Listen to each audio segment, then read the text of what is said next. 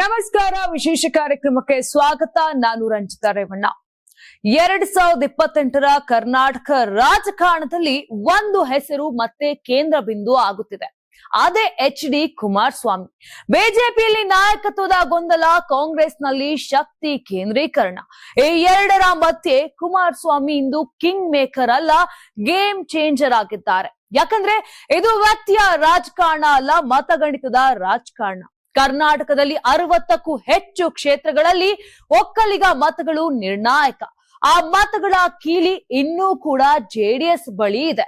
ಕೇಂದ್ರ ಸಚಿವನ ಶಕ್ತಿ, ರಾಜ್ಯ ರಾಜಕಾರಣದ ಹಿಡಿತ, ಕಾಂಗ್ರೆಸ್ ವಿರುದ್ಧದ ಆಕ್ರಮಣಕಾರಿ ಧ್ವನಿ, ಈ ಎಲ್ಲವುಗಳು ಒಂದೇ ನಾಯಕನಲ್ಲಿ ಏಕಕಾಲಕ್ಕೆ ಇವೆ. ಹೀಗಾಗಿ ಪ್ರಶ್ನೆ ಒಂದೇ, 2028ರ ಚುನಾವಣೆಯಲ್ಲಿ ಮೈತ್ರಿಕೂಟದ ಸಾರಥ್ಯ ಯಾರು? ಮೈತ್ರಿಯ ಮುಖ ಯಾರು ಮತ್ತು ಕುಮಾರಸ್ವಾಮಿ ಪಾತ್ರ ಎಷ್ಟು ದೊಡ್ಡದು? ಇದು ಕೇವಲ ರಾಜಕೀಯ ಸುದ್ದಿಯಲ್ಲ, ಇದು ಕರ್ನಾಟಕ ರಾಜಕಾರಣದ ಮುಂದಿನ ಪವರ್ ಶಿಫ್ಟ್ ಕತೆ. ಈ ಒಂದು ಸ್ಪೆಷಲ್ ರಿಪೋರ್ಟ್ ನಲ್ಲಿ ಎಳೆ ಎಳೆಯಾಗಿ ಬಿಚ್ಚಿಡ್ತಾ ಹೋಗ್ತೀವಿ, ನೋಡ್ಕೊಂಡ್ ಬನ್ನಿ.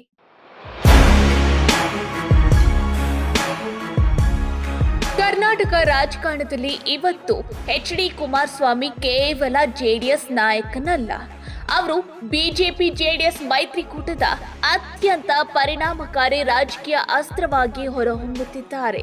2 ಬಾರಿ ಮುಖ್ಯಮಂತ್ರಿ ಆಗಿರುವ ಅನುಭವ, ರಾಜ್ಯದ ರಾಜಕೀಯ ನಾಡಿ ಹಿಡಿದಿರುವ ತೀಕ್ಷ್ಣತೆ ಮತ್ತು ಕೇಂದ್ರ ಸಚಿವರಾಗಿರುವ ಪ್ರಭಾವ, ಈ 3 ಅಂಶಗಳು ಒಂದೇ ಸಮಯದಲ್ಲಿ ಕುಮಾರಸ್ವಾಮಿ ಅವರ ಕೈಯಲ್ಲಿವೆ. ಮುಖ್ಯವಾಗಿ ಸಿದ್ದರಾಮಯ್ಯ, DK ಶಿವಕುಮಾರ್ ನೇತೃತ್ವದ ಕಾಂಗ್ರೆಸ್ ಸರ್ಕಾರವನ್ನ ರಾಜ್ಯ ಮಟ್ಟದಲ್ಲಿ ನಿರಂತರವಾಗಿ ಎದುರಿಸುತ್ತಿರುವ ಏಕೈಕ ವಿರೋಧಿ ಧ್ವನಿಯಾಗಿ ಅವರು ಕಾಣಿಸಿಕೊಳ್ತಿದ್ದಾರೆ.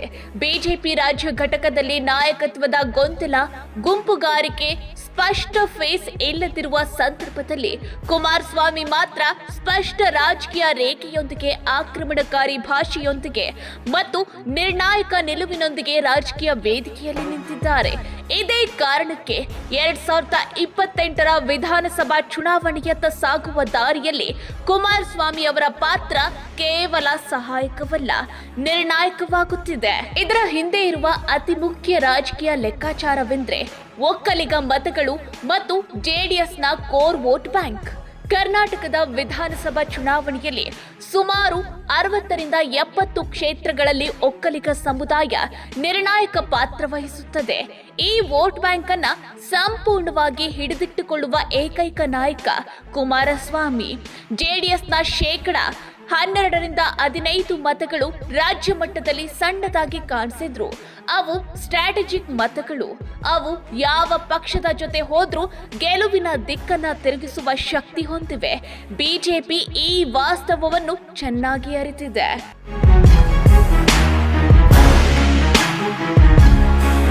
ಒಕ್ಕಲಿಗ ಮತಗಳನ್ನ ವಿಭಜಿಸದೆ ಕಾಂಗ್ರೆಸ್ ಕೈಗೆ ಒಪ್ಪಿಸಿದ ತಡೆಯಲು ಜೆಡಿಎಸ್ ಮತ್ತು ವಿಶೇಷವಾಗಿ ಕುಮಾರಸ್ವಾಮಿ ಅವಿಭಾಜ್ಯ.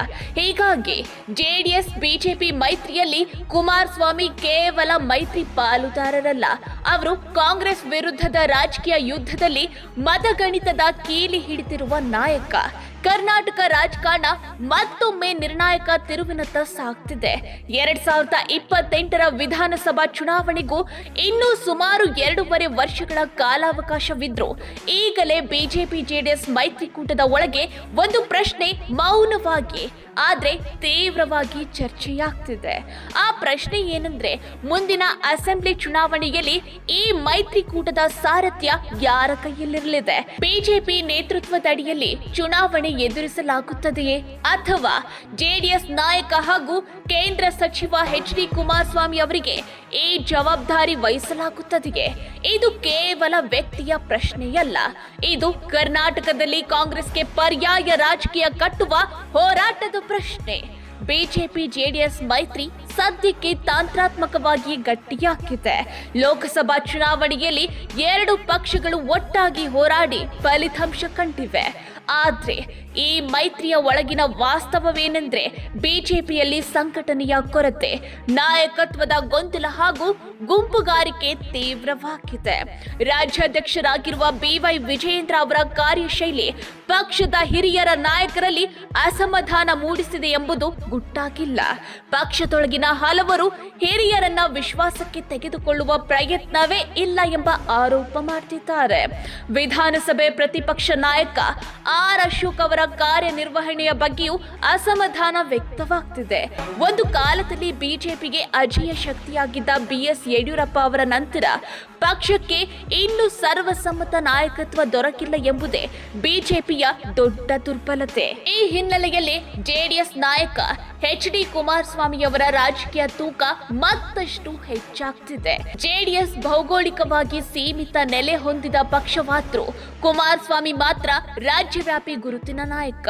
2 ಬಾರಿ ಮುಖ್ಯಮಂತ್ರಿ ಆಗಿರುವ ಅನುಭವ, ಗ್ರಾಮೀಣ ಹಾಗೂ ನಗರ 2 ವರ್ಗಗಳೊಂದಿಗೆ ಸಂಪರ್ಕ, ಆಡಳಿತದ ಅನುಭವ ಇವೆಲ್ಲವೂ ಅವರ ಬಲ.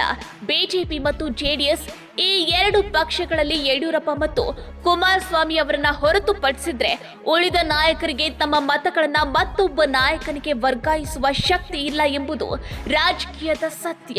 ಹೀಗಾಗಿ ಮೈತ್ರಿಕೂಟಕ್ಕೆ ಒಬ್ಬ ಫೇಸ್ ಬೇಕಾದ್ರೆ ಕುಮಾರಸ್ವಾಮಿ ಅವರ ಹೆಸರು ಸಹಜವಾಗಿಯೇ ಮುಂದೆ ಬರುತ್ತದೆ. ಸಂಖ್ಯೆಗಳೇ ಈ ವಾಸ್ತವವನ್ನ ಮತ್ತಷ್ಟು ಸ್ಪಷ್ಟಪಡಿಸುತ್ತವೆ. 2018ರ ವಿಧಾನಸಭಾ ಚುನಾವಣೆಯಲ್ಲಿ ಬಿಜೆಪಿ 104 ಸ್ಥಾನಗಳನ್ನ ಅಂದ್ರೆ 36.2 ಮತಗಳು, ಕಾಂಗ್ರೆಸ್ 80 ಸ್ಥಾನಗಳನ್ನ ಅಂದ್ರೆ 39%, ಜೆಡಿಎಸ್ 37 ಸ್ಥಾನಗಳನ್ನ ಅಂದ್ರೆ 18.3 ಗಳಿಸಿತ್ತು. ಆಗ ಬಿಜೆಪಿ ಅತಿ ದೊಡ್ಡ ಪಕ್ಷವಾಗಿ ಹೊರಹೊಮ್ಮಿದ್ರು ಸರ್ಕಾರ ರಚಿಸಲು ವಿಫಲವಾಯಿತು. 2023ರಲ್ಲಿ ಕಾಂಗ್ರೆಸ್ 135 ಸ್ಥಾನಗಳನ್ನ ಅಂದ್ರೆ 43.2 ಮತಗಳ ಪಡೆದು ನೆಚ್ಚಳ ಬಹುಮತದೊಂದಿಗೆ ಅಧಿಕಾರಕ್ಕೆ ಬಂದಿತ್ತು. ಬಿಜೆಪಿ 66 ಸ್ಥಾನಗಳನ್ನ ಅಂದ್ರೆ 36.3 ಗಳಿಸಿತ್ತು.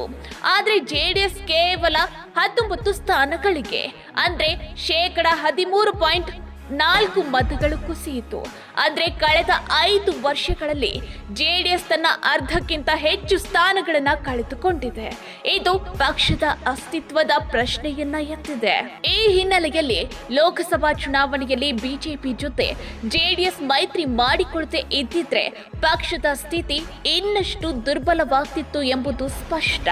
2024ರ ಲೋಕಸಭಾ ಚುನಾವಣೆಯಲ್ಲಿ ಜೆಡಿಎಸ್ 2 ಸ್ಥಾನಗಳಲ್ಲಿ ಜಯ ಸಾಧಿಸಿತ್ತು. ಕುಮಾರಸ್ವಾಮಿ ಕೇಂದ್ರ ಸಚಿವರಾದ್ರು. ಇದರಿಂದ ಕಾರ್ಯಕರ್ತರಲ್ಲಿ ಸ್ವಲ್ಪ ಉತ್ಸಾಹ ಮೂಡಿತು. ಅಂಕಿಅಂಶಗಳ ದೃಷ್ಟಿಯಿಂದ ನೋಡಿದ್ರೆ ಜೆಡಿಎಸ್ಗೆ ಈ ಮೈತ್ರಿ ರಾಜಕೀಯವಾಗಿ ಜೀವಾಳವಾಗಿದೆ.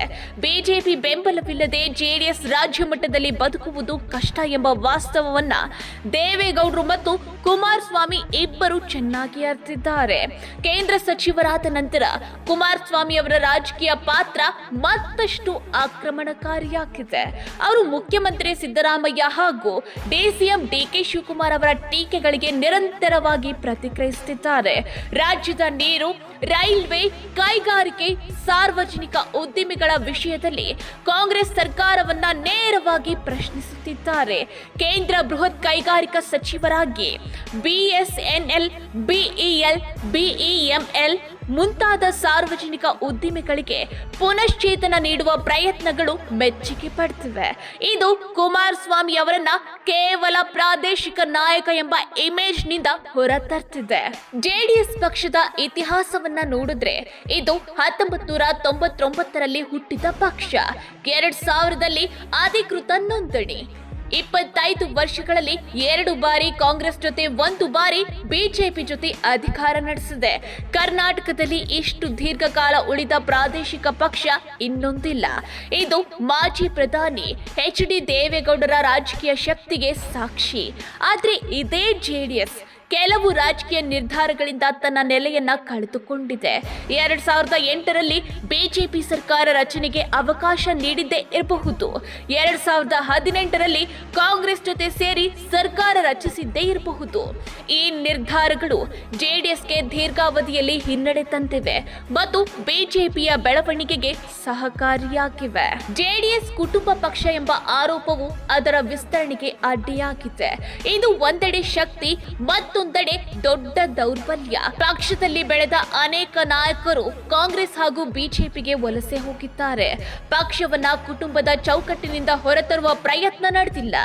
ಈಗ ಮೂರನೇ ತಲೆಮಾರಿನ ನಾಯಕತ್ವಕ್ಕೆ ನಿಖಿಲ್ ಕುಮಾರಸ್ವಾಮಿ ಅವರನ್ನ ಸಿದ್ಧಪಡಿಸಲಾಗ್ತಿದೆ. 3 ಚುನಾವಣೆಗಳಲ್ಲಿ ಸೋತ್ರು ನಿಖಿಲ್ ರಾಜ್ಯದಾದ್ಯಂತ ಪ್ರವಾಸ ಮಾಡಿ ಸಂಘಟನೆಯಲ್ಲಿ ಸಕ್ರಿಯರಾಗಿದ್ದಾರೆ.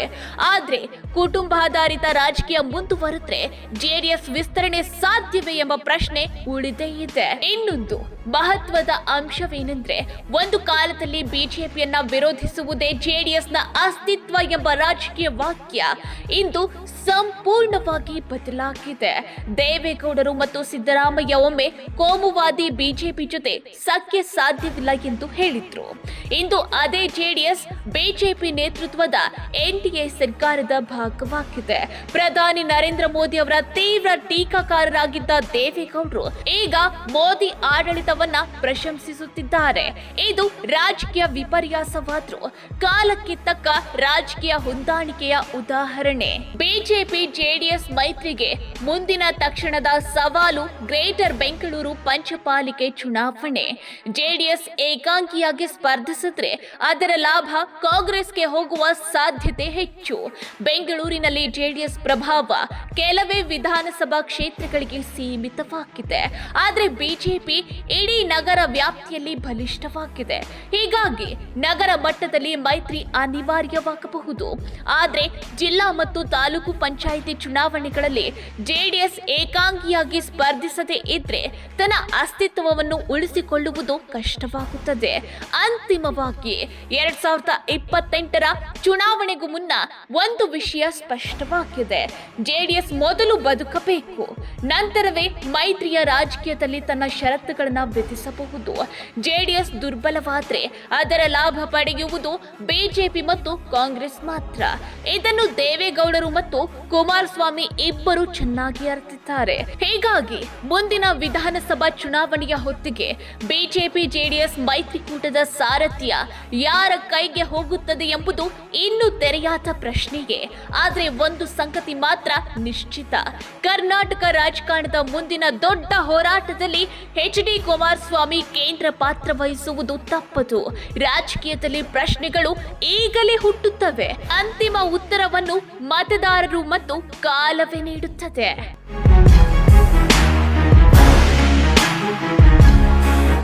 2028 ಇನ್ನೂ ದೂರ ಇರಬಹುದು. ಆದ್ರೆ ರಾಜಕೀಯ ಲೆಕ್ಕಾಚಾರಗಳು ಈಗಲೇ ಆರಂಭ ಕೂಡ ಆಗಿದೆ.